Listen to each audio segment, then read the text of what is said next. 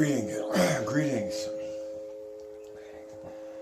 My name is Michael Miller, and this is a Michael Miller trademark training video out to you because you're watching. Thank you and welcome.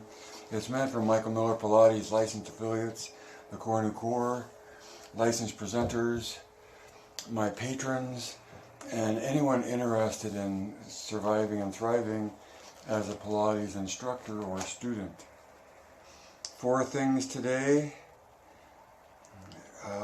electricity to lasers, what evolves and what doesn't, mind to muscle, and snake and twist.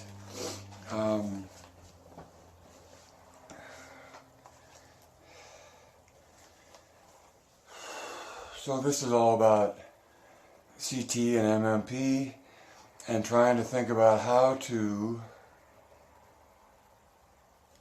set up a person's mind to think to be open to seeing something that's beyond the way they already see it.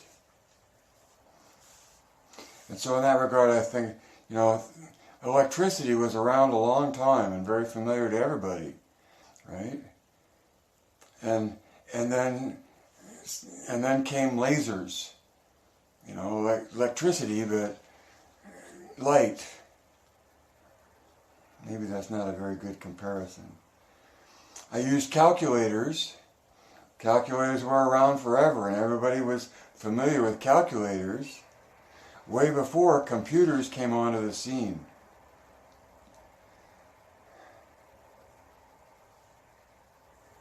And in that, the analysis or the comparison I'm trying to draw is that everyone's familiar with physical therapy,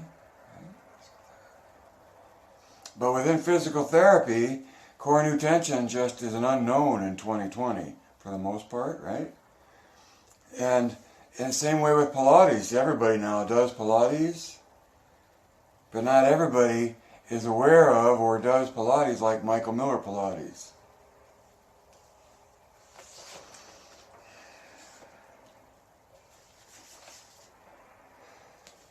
This takes me to number 2. What evolves and what doesn't? From calculators to computers, the way we calculate changes, evolves.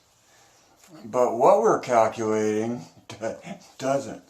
Money, numbers, right? How we do physical therapy will always be geared toward, my way of looking at it, helping people escape the issues that they're in. Right? Physical therapy is drawn toward helping a person get out of their pain or suffering or what they don't want to be in.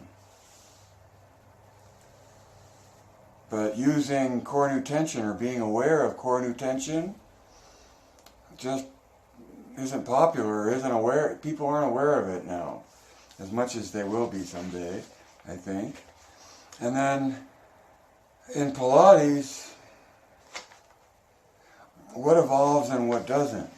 Because yesterday there was a fascinating conversation an email conversation with Jonathan, and his observation that in the book Your Health that Joe wrote,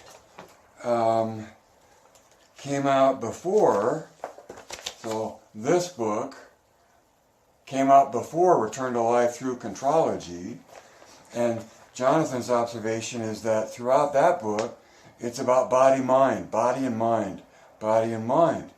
And yet in the later book of Return to Life Through Contrology, Joe's book, both of them are Joe's book, but in that book Joe talks about body, mind, and spirit.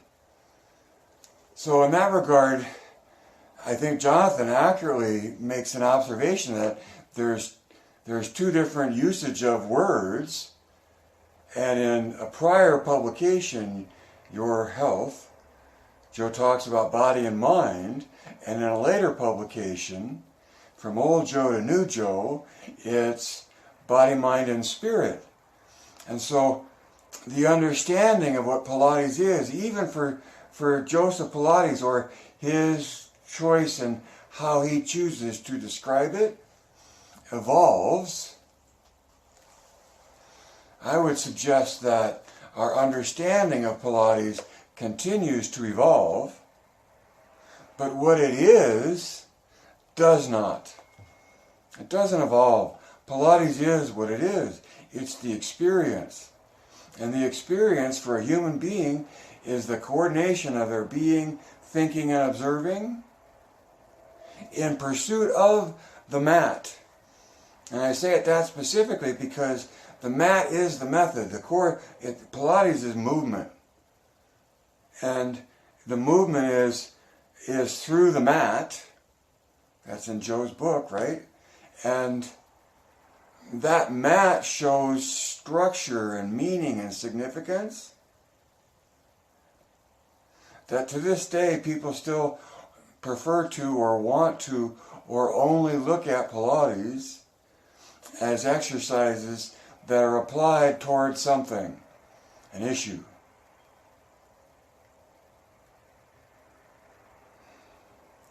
So, to me, I'm suggesting that some things evolve in Pilates and others don't. Our understanding of Pilates evolves. Our ability to express Pilates evolves. But what we're after when we're headed toward Pilates is the ideal. And in our effort to express the ideal is what becomes real, and that's as close as you get to ideal being real. For all of us, in the moment that we're in, right? But it's aiming towards the ideal that we're in, the ideal that we're after,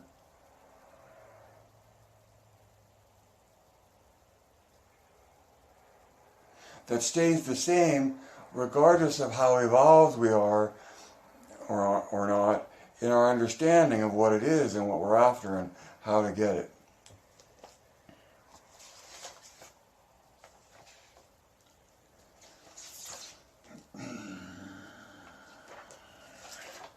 Number 3 is sort of like a prelude to number 4.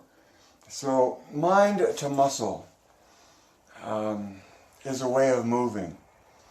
I would say if in my mind I say raise my hand and I raise my hand, that's my mind telling my body what to do, and it does it. Mind to muscle. Move and push. Think and do. Right? And yet I think that there's more to Pilates in movement than merely mind controlling the movement of the body. It's complete coordination of body and mind and spirit. And in MMP, spirit is observing. It's a capacity, just like being and thinking, that you seek to coordinate in your movement. So breath is an easy way of involving, observing. So you're here now. As you breathe in, move your hand up. So now I have to listen to where my breathing is and move according to what else is going on in my body. See, that's the deal. Pilates is movement that comes out from what's already there, especially initiated by breath, what's organic.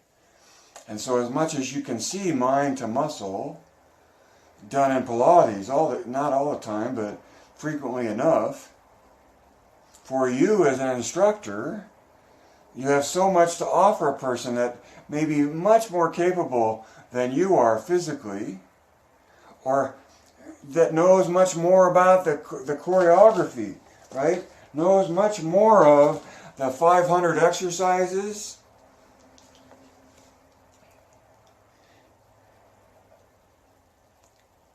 And yet their learning of what they've learned is an expression that's all mind to muscle.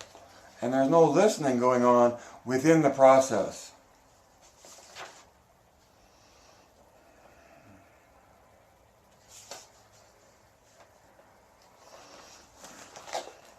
Which takes me to number 4. On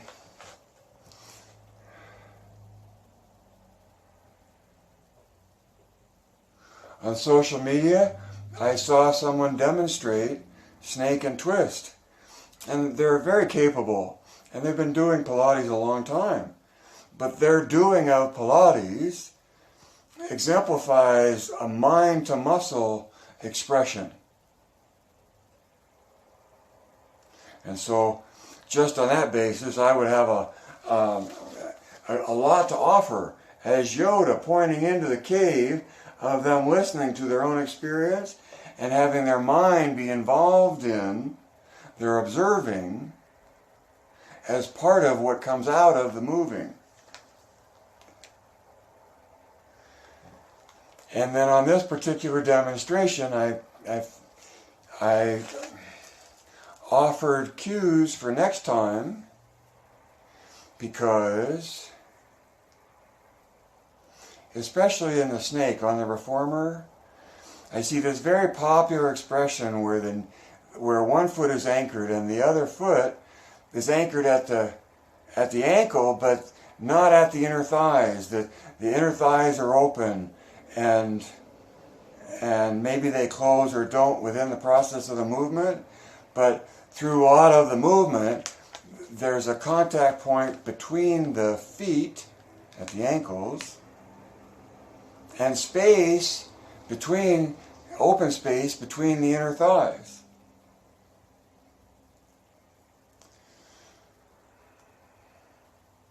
If you try it both ways, for me, I feel the inner thigh connection much more strongly if my inner thighs are in touch, right? If they're connected. Your core, your grip at the hips has so much to do with your inner thighs as part of the grip of the core, and the grip closer to core is stronger than creating a contact point at a distance that might be engaging the core as well. And so based on strength of core and Pilates in general and that stylistic impressions, no matter how ubiquitous and how common, can be seen to be other than what you might teach or express in your own movement based on your understanding of wanting the strongest connection to core that you can have, because it's from that the rest of the body is uniformly engaged. Which takes me to my second suggestion of less bend in the neck, because in their snake, they come up and they look like they're in a yoga pose because the head's out of position, at least according to michaelmillerpilates, because the head belongs someplace in the body, because it's making rotational dynamic, as well as hips, shoulders, and ears. And so, less of the yoga neck and more of the rotation around the ears interplaying with the rotation around the shoulders puts the head in a different position and contributes to the uniform engagement of the effort you're doing. Okay. And then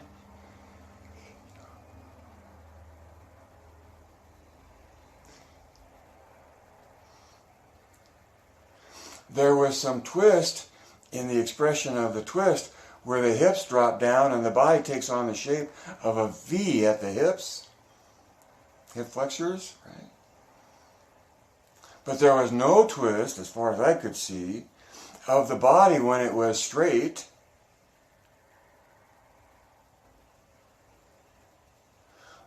where the challenge of the twist is meant to occur. So let's back up a second, or let's look at the snake and twist on the reformer and ask yourself what basis there is for those two exercises within the sequence of the mat.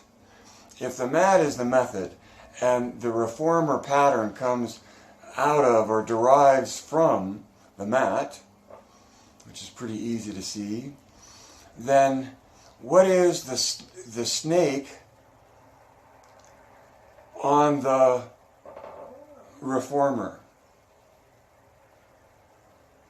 Well, you could easily see in the snake when you're in extension, it's the swan, right? But when the snake closes, it's spine stretch.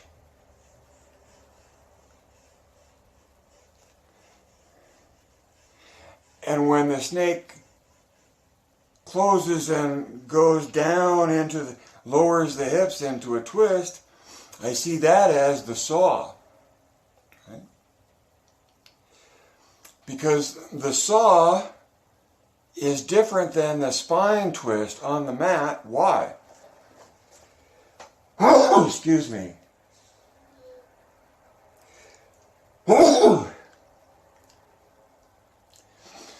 The saw and the swan are flexion and extension of the spine.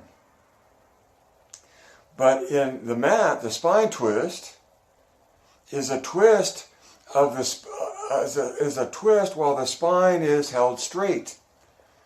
See the difference between a smooth curve, whether you're in flexion or extension, in the snake on the reformer.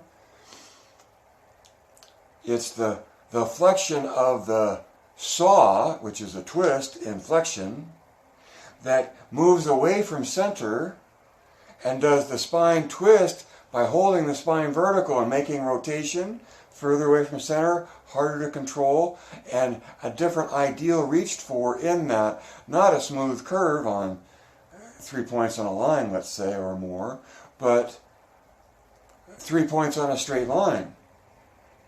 And so when you take the spine twist to the reformer, it's just not a straight line from the hips to the ears. It's meant to be a straight line from the ears to the ankles. And that the twist, the spine twist seated, is a twist on the body where the hips are anchored.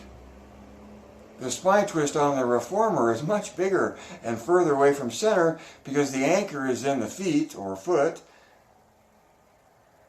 and the straight is meant to be throughout the body.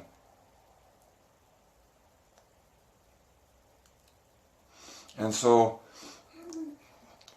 the challenge is to maintain a straight body from ankles to ears. As you make twist on on the body, spine included, and it becomes this beautiful, arm opens up and the chest faces the ceiling or more, while you try to maintain the hips up in line without popping out of the strength of your shoulder. And maybe that's where someone would rush in and say, oh, but that's why we limit the range, because to go beyond that range is too much stress on the shoulder. Well, no. That's where fear of movement inhibits range of motion. And if you're up there and out there doing those exercises, especially twist on the reformer, you better totally be in it, and you better totally have your shoulder strength from your shoulder that's holding you up down to your arm. Right, so for someone so capable and so experienced and so authoritative, what I'm trying to share with you is, as an instructor, you can offer cues based on what you know that take the student beyond the way they're already expressing things. Maybe they don't want to go there. But if someone's looking for more, keep your inner thighs together when you can, because it gives you a stronger core engagement, which then helps you be more uniformly engaged throughout your body. And the same thing is true of the position of your head in any of the exercises, but especially in snake. In snake, the crown of your head is part of the line that you're on. Hips, shoulders, and ears. And when you let go, if you want to let go of that, you go out into snake, let's say, and you make your line. If you want to let go of the line at the ears and rotate at the ears and lift your head up, well, okay, then you're doing that. Well, when you come back to the line, and then continue your return based on rotation at the ears, because that's pretty much where it's coming from.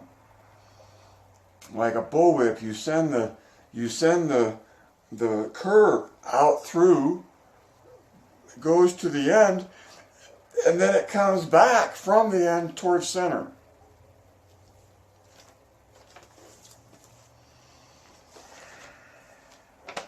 And as I mentioned, somebody's quote, I can explain it to you,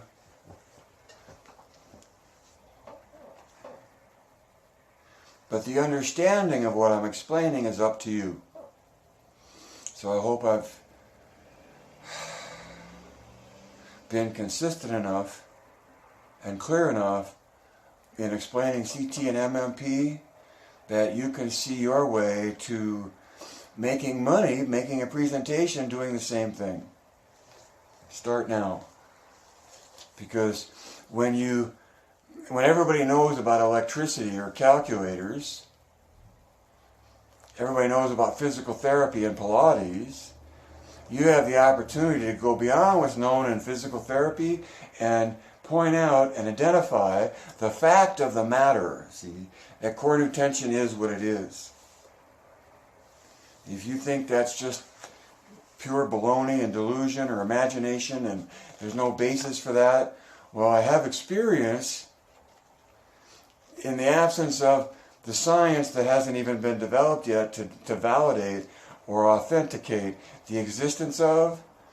But if you're teaching Pilates or you're a physical therapist, knowing about how the body engages itself to move through space can take you beyond electricity to lasers, beyond calculators to computers. And then somewhat similarly, but not identical, because core new tension, I'm saying, is what it is. It's up to you to recognize it for what it is. Now, MMP is one point of view of Pilates between yours, mine, and everybody else's. So it's not just a fact of the matter like core new tension is. Michael Miller Pilates is a brand of Pilates that takes a point of view and from that point of view offers an explanation of what it is for what it is.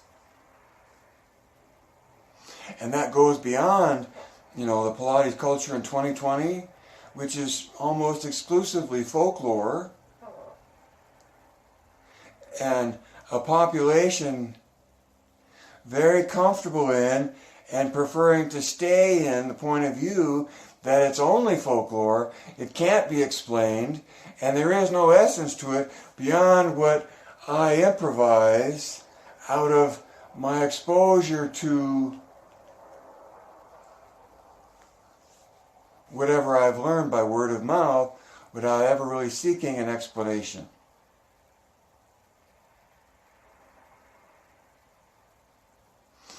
If you have an explanation that comes from folklore, let's say you knew Joe, right? And you can explain it, and your explanation of it has the authority that you knew Joe, right? And then you're making of it whatever you want based on knowing Joe. I have made a view of Pilates, not on my personal in-person knowledge of Joe, but on what he wrote. And that takes you from Pilates to Michael Miller Pilates. It takes you from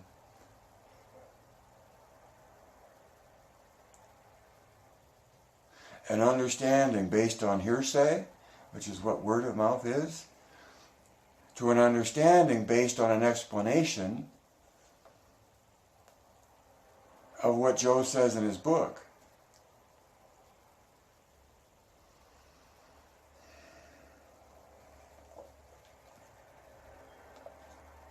It's up to you to recognize the difference and and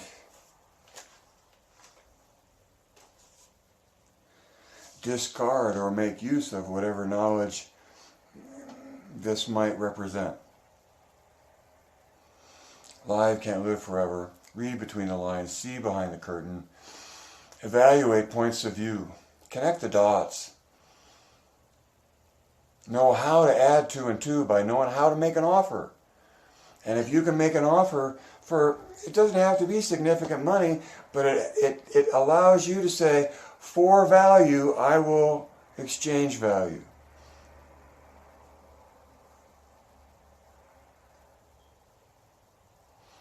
And that cuts off a lot of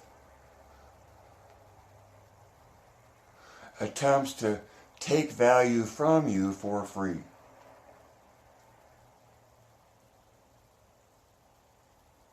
It goes along with someone asking you questions about Pilates, thinking that they're going to come to understand Pilates from their answers to your questions, which is all thinking.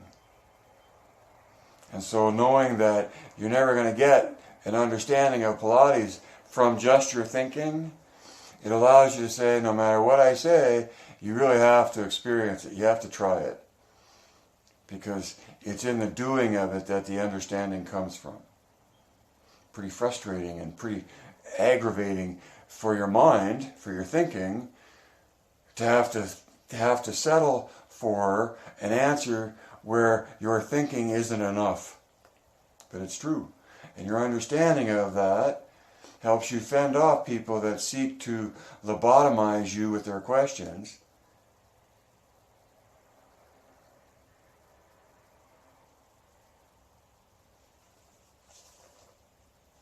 Or believing that understanding and execution of Pilates is only a mind-to-muscle thing. Because it's not. Because Contrology develops the body uniformly, is Joe's statement. And if you want uniformly, don't be ignorant of core new tension, because core new tension is the path to, the way the body has evolved over millions of years to most efficiently engage itself to move through space. Direct your thinking. Geist.